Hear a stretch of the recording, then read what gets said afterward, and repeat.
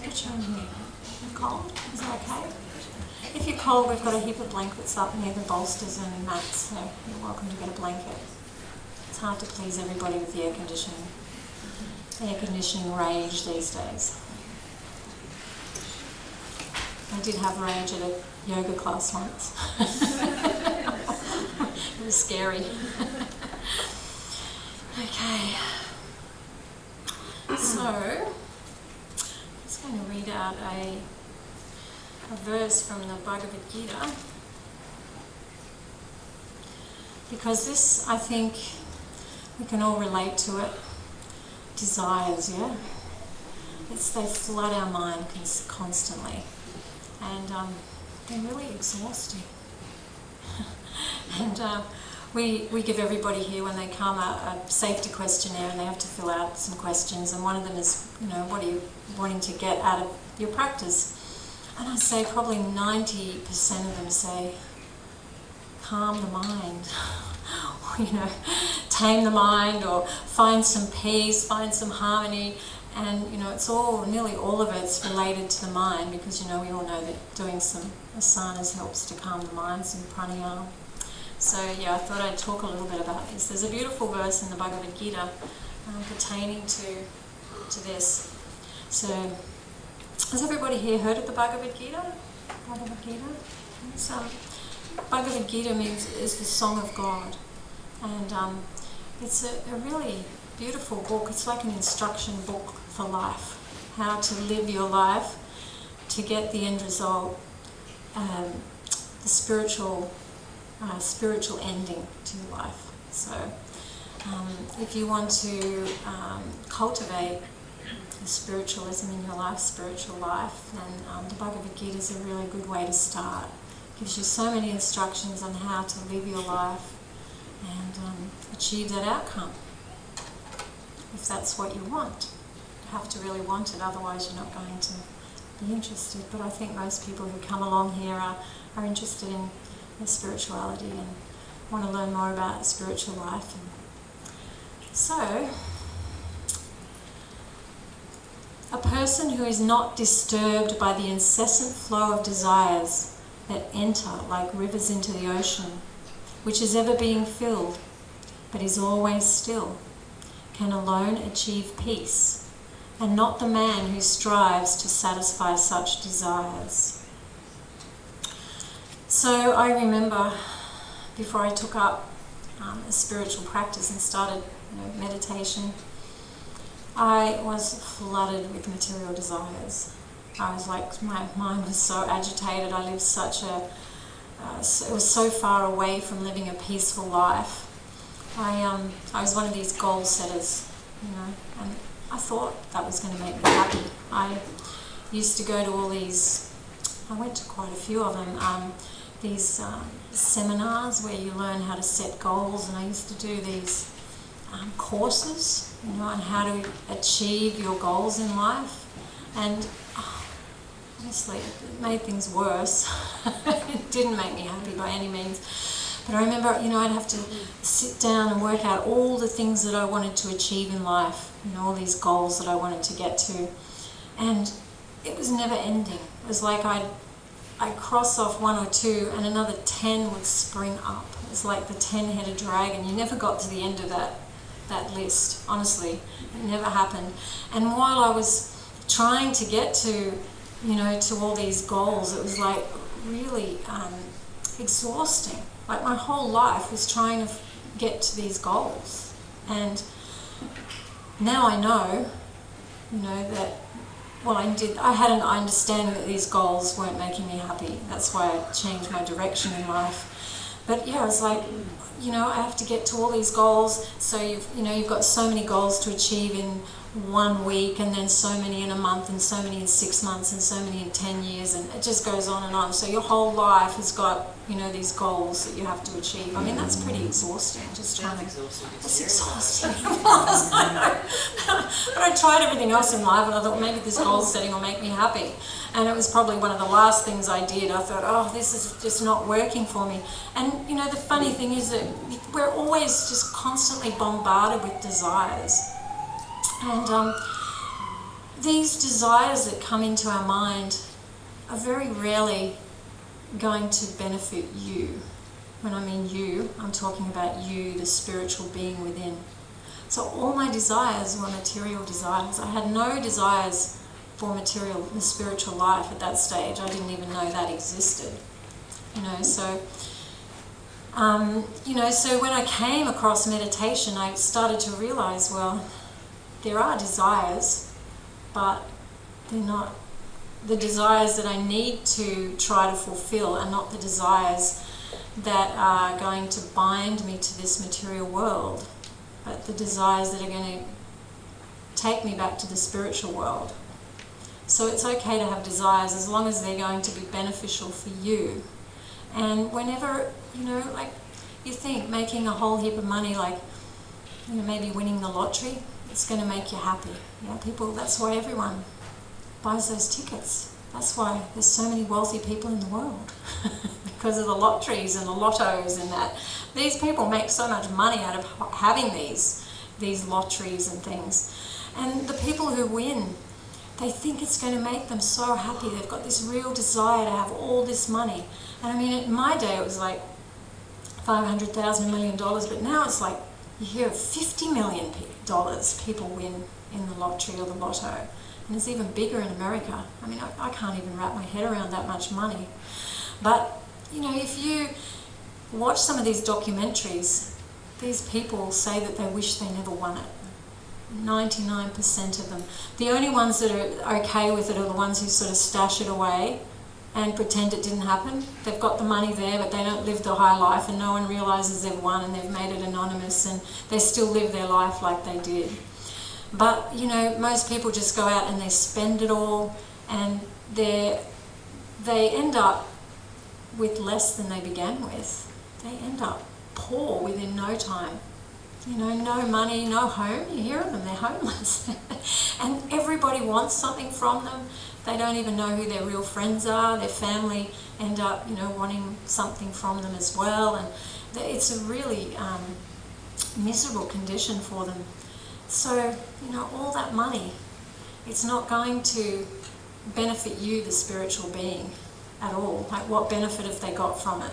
It's made them more miserable over time. They said that it actually, the high that they get from it, it may last up to 6 months. It may last even a lot less, but up to 6 months, and then they're back to square one or even more unhappy. So that's just one example, because we can all relate to that. We always want the money to pay the bills and have everything in life, but it's not going to satisfy you, the soul, because you're a completely different energy for a start. You're made from spiritual energy, and the money and all the stuff in this life that we're trying to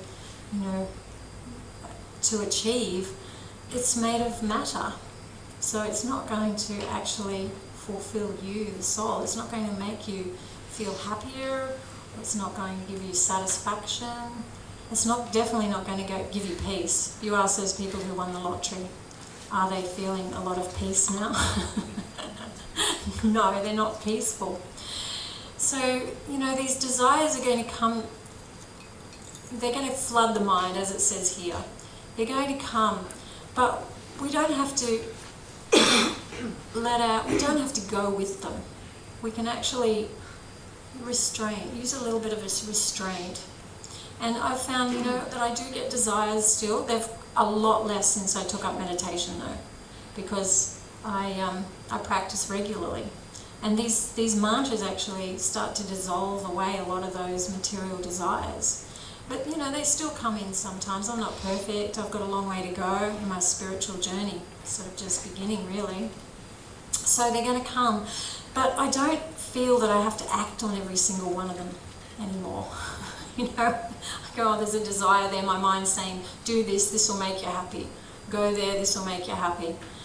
And, I used to go with that. Okay, yes, this is going to make me happy. That's going to make me happy. And I tried it all, and I was going this is not making me happy. Nothing. None of this stuff that was in my head, in my mind, was making me happy. And that's because it was all to do with the material realm.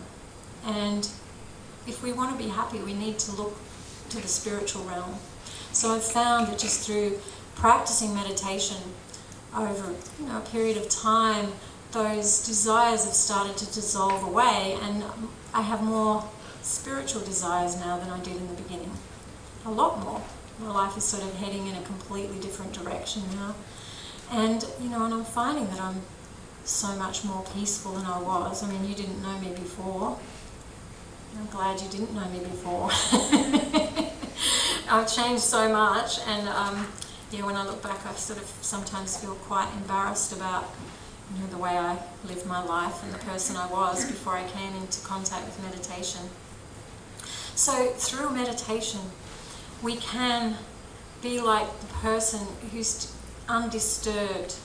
We're not disturbed by the incessant flow of desires that enter like rivers into the ocean, which is ever being filled but is always still. So the ocean is calm, even though all these rivers are flooding into it all over the world. There's all these rivers flowing into the ocean, yet the ocean remains still. It's unaffected.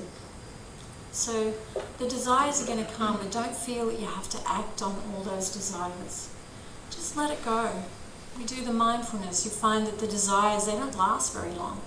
And you might have this burning desire. It's one day, and you go, I'm just going to let it go for a few days. A few days' time, nearly always it's gone.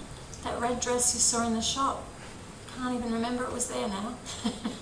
That's a woman thing. Sorry, guys. But maybe it's the Porsche. Maybe it's the Porsche you saw. But you just find that, and when you do have desires, they're flooding in, just chant. Just chant these mantras, and you find that they'll go even quicker. And before you know it, those desires have gone, and you've spent, an hour chanting or doing your japa, and you're cultivating those spiritual desires rather than the material desires, which aren't going to make you happy. They're not going to fulfill you.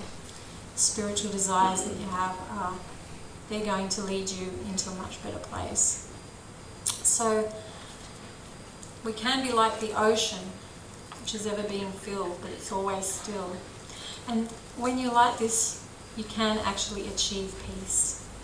And you don't have to be that man who tries to satisfy such desires, because that is not remaining still.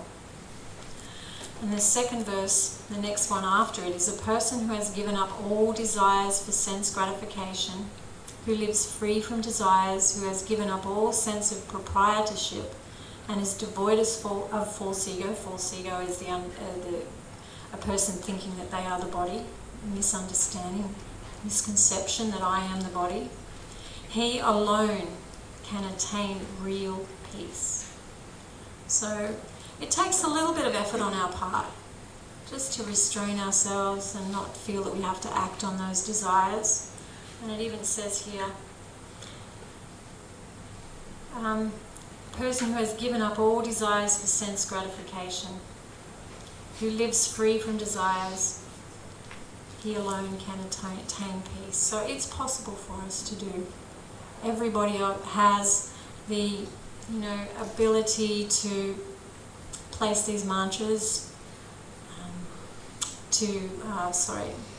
take these mantras into your life, practice them regularly, and you find your mind will start to become so much more peaceful. The desires will dissolve away gradually over time, and then you can achieve real peace, spiritual peace. And it's the spiritual peace that we're all striving for, that we're all looking for. So the spiritual peace is actually coming from you, the soul. So the more we dissolve away those material desires, the more peaceful we become.